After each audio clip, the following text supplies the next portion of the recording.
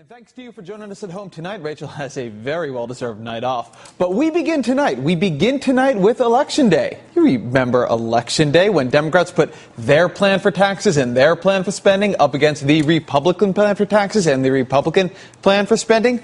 Election Day.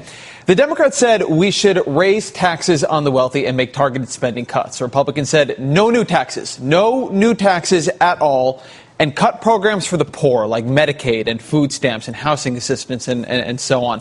These were the competing approaches in 2012 on Election Day. Barack Obama and Joe Biden versus Mitt Romney and Republican budget guru Paul Ryan. President Obama won on Election Day, won with just over 51% of the vote. It wasn't a huge margin, but it was significant, and it was enough that we did not have to stay up half the night waiting for results. You want to see the really big winner, though, on Election Day? The idea of raising taxes. On Election Day, according to the exit polls, more voters said the government should raise taxes than voted for Barack Obama. 60% of people said we should raise revenue for the good of the country. Almost 50% said we should make the rich pay more. Another 13% said make everyone pay more. The no taxes, no way, no how, never, nuh-uh crowd did not come even close. Now, no one should be surprised that Americans say they want higher taxes. As unpopular as the idea of writing bigger checks to Uncle Sam might sound, in the abstract, Americans have been saying that that is what they want, at least that is what they want from rich people, for a long time now. They have said this over and over and over in poll after poll after poll. From July and August 2012, 65% of Americans said we should raise taxes the way Democrats proposed. That is a 32% margin over the no taxes position. In the same period, 44% of respondents said that raising taxes on the well-off would help the economy. Only a third said it would hurt the economy. A couple of months later, October, 64% like the Democrats' plan for raising taxes on the rich. They like it by a 35-point margin. That right there, that is not a poll on taxes. That is a baby sloth we just threw it there for fun before more polls on taxes. Baby sloths always win the internet. Okay, back to taxes. Another poll on taxes from October 2012. Look at this. Asking the rich to pay more gets support from 55% of the voters. The margin is closer, but 19 points in politics is not all that close. Right after the election, a new poll, 60% support higher taxes on the rich. And in case you were wondering what message voters sent in the election, what they meant when they said, not Mitt Romney, check this out. A December poll in which 65% of those asked said President Obama now has a mandate to raise taxes. Likewise, that same month, 57% said we should let the Bush tax cuts on the wealthy expire, let taxes go up, raise taxes mas. Last month, on the other side of the equation, on spending, 82% said do not cut Medicare. Even more people said don't cut Social Security. 87% wanted Social Security left alone. In fact, except for foreign aid, they weren't into cutting much of anything at all.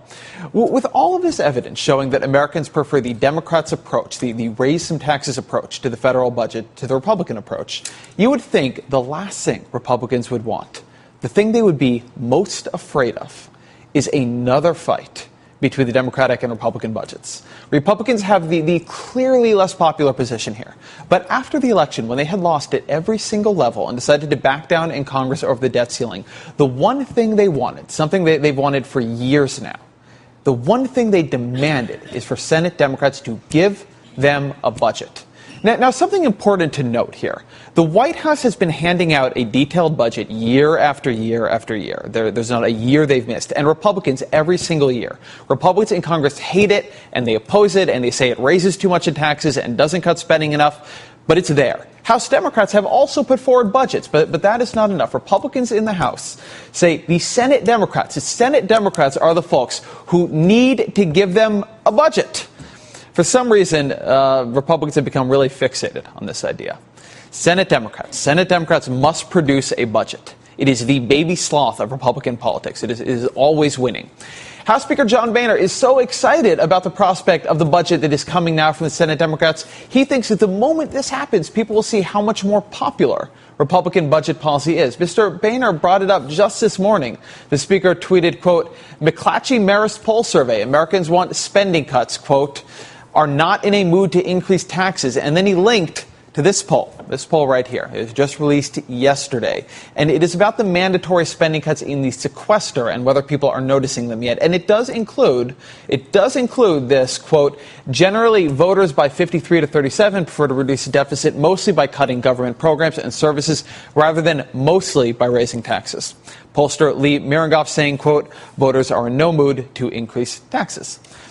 Finally, that is evidence. That is a real poll that shows that the public wants a Republican budget strategy, no more taxes, that the public wants Congress and the president to slash spending and not raise another dime in revenues, right? That, after months of polling that show the public wants to raise taxes rather than take a weed whacker to the budget, with survey after survey finding the public thinks taxes should go up. Here, finally, a poll saying fire up the weed whacker, Washington, go for the spending, no more taxes, a fiscal cliff deal was enough. That would be very cheering news for Republicans. You would understand exactly why Speaker Boehner is excited, except if you read the poll. Because this poll, the poll that John Boehner really wants you to see, is actually just like all the other polls. Now, it's true. Voters would rather cut spending for energy than raise taxes, and they would rather cut unemployment insurance than raise taxes, which seems to me to be a shame. In those two categories, voters would rather cut money than raise new revenue. But voters say they would rather raise taxes and cut money for Medicaid. They prefer raising taxes to cutting money for roads and bridges and transportation. Voters say raise taxes instead of cutting money for Medicare, one of our most popular programs. By an even wider margin, voters say we should raise taxes rather than cut Social Security. Grandma on cat food is still not a popular idea. And by an even wider margin than that, voters say we should raise taxes rather than cut money for schooling. Apparently, people like the future. Despite John Boehner's apparent belief that Republican budget priorities are suddenly in fashion, this new poll he champions looks a lot like the other ones. What Republicans want to do has not gotten more popular. And so Senate Democrats will give them a budget this week. They will get a budget from Senate Democrats. Christmas now. And it will be a budget that follows all of this polling with a mix of tax increases and moderate spending cuts that the voting public has time and again said it wants. The polling says that spending cuts are by and large less popular, that people prefer a balanced mix of taxing the wealthy and making fewer cuts to Medicare and other programs. But Republicans seem to have convinced themselves deeply. They seem totally persuaded of something that is not true. In the same way they thought Mitt Romney was absolutely 100% going to win the election, in the same way as they were with the election, Republicans themselves are so excited about these budgets, so persuaded of their approach to dealing with government spending and deficits, that they are constructing a reality in which they believe that the broad public, the majority, feels the way they do.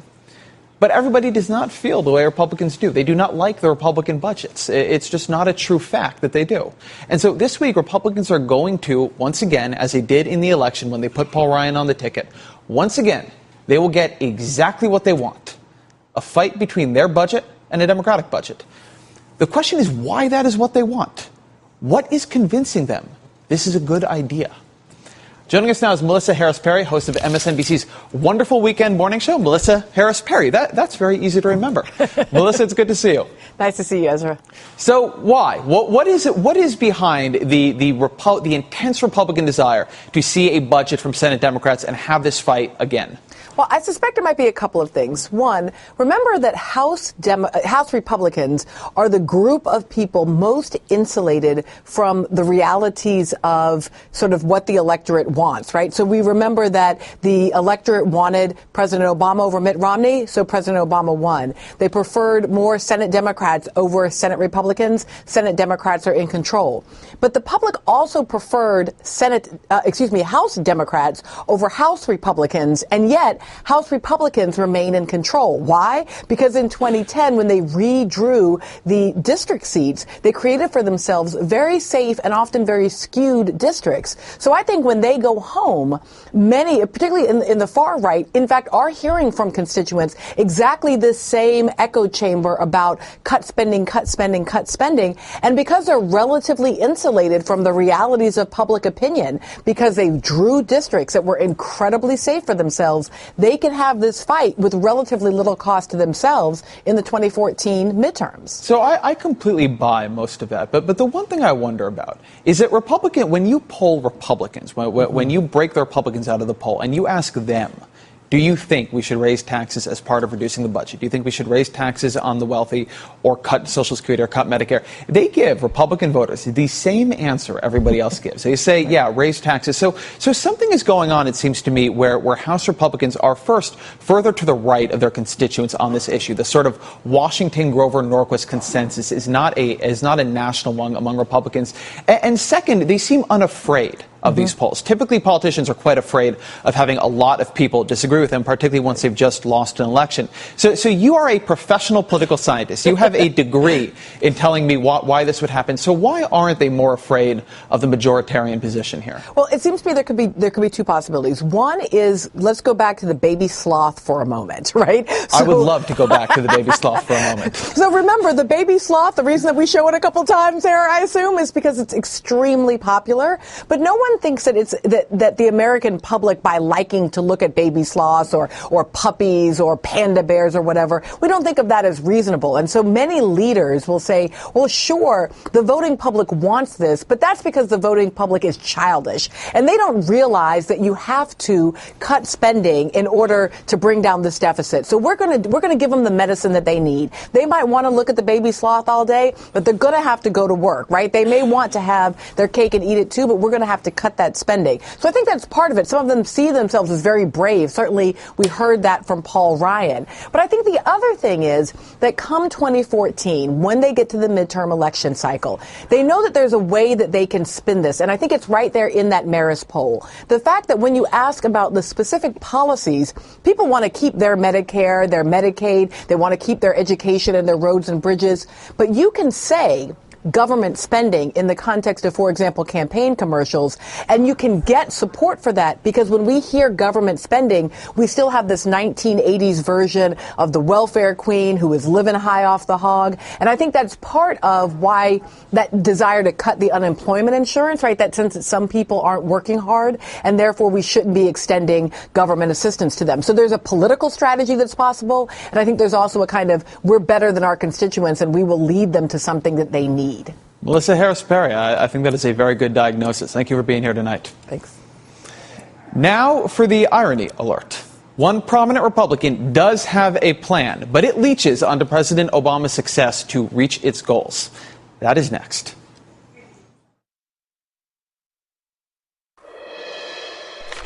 Friends, Romans, countrymen, lend me your ears. We do not give up. Expect surprises. Subscribe.